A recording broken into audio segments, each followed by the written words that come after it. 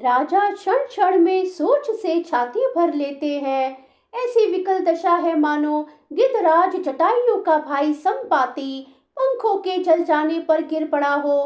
राजा बार बार राम राम, हाँ स्नेही प्यारे राम कहते हैं, फिर हाँ राम, हाँ लक्ष्मण, हाँ जानकी ऐसा कहने लगते हैं। मंत्री ने देखकर जय जीव कहकर दंडवत प्रणाम किया। सुनते ही राजा व्याकुल हो उठे और बोले, सुमंत्र कहो राम कहाँ हैं। राजा ने सुमंत्र को हृदय से लगा लिया, मानो डूबते हुए आदमी को कुछ सहारा मिल गया हो।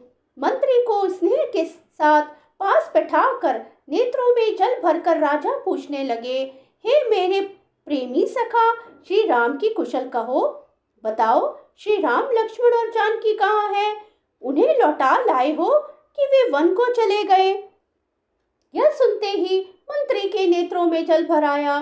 शोक से व्याकुल होकर राजा फिर पूछने लगे, सीता राम और लक्ष्मण का संदेशा तो कहो। श्री रामचंद्र जी के रूप गुणशील और स्वभाव को याद कर करके राजा हृदय में सोच करते हैं और कहते हैं, मैंने राजा होने की बात सुनाकर वनवास दे दिया। यह सुनकर भी जिस राम के मन में हर्ष और विषाद नहीं हुआ, ऐसे पुत्र के बिछड़ने पर मेरे प्राण नहीं गए, तब मेरे समान बड़ा पापी कौन होगा।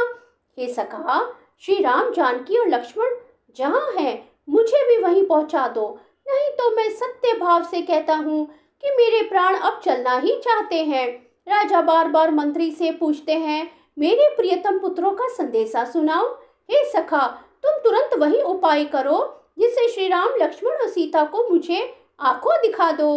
मंत्री धीरज धरकर कोमल वाणी बोले, महाराज आप पंडित और ज्ञानी हैं। हे देव, आप शूरवीर तथा उत्तम धैर्यवान पुरुषों में श्रेष्ठ हैं। आपने सदा साधुओं के समाज का सेवन किया है। जन्म मरण, सुख दुख के भोग, हानि लाभ, प्यारों का मिलना बिछुड़ना, ये सब हे स्वामी काल और कर्म के अधीन रात और दिन की तरह बरबस होते रहते हैं। मूर्ख लोग सुख में हर्षित होते और दुख में रोते हैं, पर धीर पुरुष अपने मन में दोनों को समान समझते हैं। हे सबके हितकारी रक्षक, आप विवेक विचार कर धीरज धरिए और शोक का परित्याग कर दीजिए। सारथी सुमंत्र के वचन सुनते ही राजा पृथ्वी पर गिर पड़े। उनके हृदय में भयानक जलन होने लगी, वे तड़पने लगे।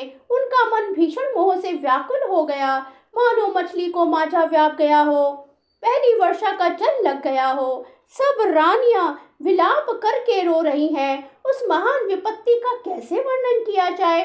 उस समय के विलाप को सुनकर दुख को भी दुख लगा और धीरज का भी धीरज भाग गया।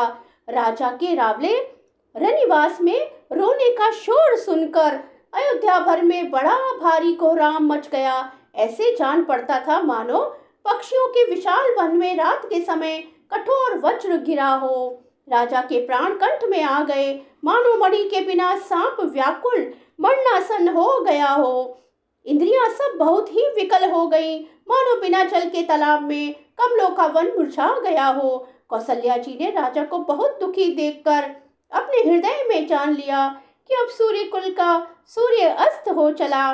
तब श्री रामचंद्र जी की माता कौशल्या हृदय में धीरज धरकर समय के अनुकूल वचन बोली, हे नाथ, आप अपने मन में समझकर विचार कीजिए कि श्री रामचंद्र जी का वियोग अपार समुद्र है, अयोध्या जहाज है और आप उसके कर्णधार खेने वाले हैं। सब प्रियजन कुटुंबी और प्रजा ही यात्रियों का समाज है जो इस जहाज पर चढ़ा हुआ है। आप धीरज धरिएगा तो सब पार पहुंच जाएंगे, नहीं तो सारा परिवार डूब जाएगा। हे प्रिय स्वामी, यदि मेरी विनती हृदय में धारण कीजिएगा तो श्री राम लक्ष्मण सीता फिर आ मिलेंगे। प्रिय पत्नी कौशल्या के कोमल वचन सुनते ही राजा ने आंखें खोलकर देखा, मानो तड़पती हुई दीन मछली पर कोई शीतल जल छिड़क रहा हो। धीरज धरकर राजा उठ बैठे और बोले, सुमंत्र कहो, कृपालु श्री राम कहाँ हैं, लक्ष्मण कहाँ हैं, स्नेही राम कहाँ हैं और मेरी प्यारी बहू जानकी कहाँ है। राजा व्याकुल होकर बहुत प्रकार से विलाप कर रहे हैं। वह रात युग के समान बड़ी हो गई, बीतती ही नहीं। राजा को अंधे तपस्वी श्रवण कुमार के पिता के शाप की याद आ गई। उन्होंने सब कथा कौशल्या को कहा सुनाई। उस इतिहास का वर्णन करते करते राजा व्याकुल हो गए और कहने लगे कि श्री राम के बिना जीने की आशा को धिक्कार है। मैं उस शरीर को रखकर क्या करूंगा जिसने मेरा प्रेम का प्रण नहीं निभाया। हाँ रघुकुल को आनंद देने वाले मेरे प्राण प्यारे राम, तुम्हारे बिना जीते हुए मुझे बहुत दिन बीत गए। हाँ जानकी लक्ष्मण, हाँ रघुवीर, हाँ पिता के चित रूपी चातक के हित करने वाले मेघ, राम राम कहकर फिर राम कहकर फिर राम राम कहकर और फिर राम कहकर राजा श्री राम के विरह में शरीर त्याग कर सुरलोक को सिधार गए। जीने और मरने का फल तो दशरथ जी ने ही पाया, जिनका निर्मल यश अनेकों ब्रह्मांडों में छा गया।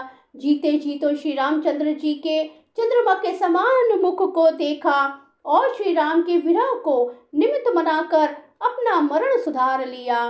सब रानियां शोक के मारे व्याकुल होकर रो रही हैं। वे राजा के रूपशील बल और तेज का बखान कर करके अनेकों प्रकार से विलाप कर रही हैं और बार बार धरती पर गिर गिर पड़ती हैं।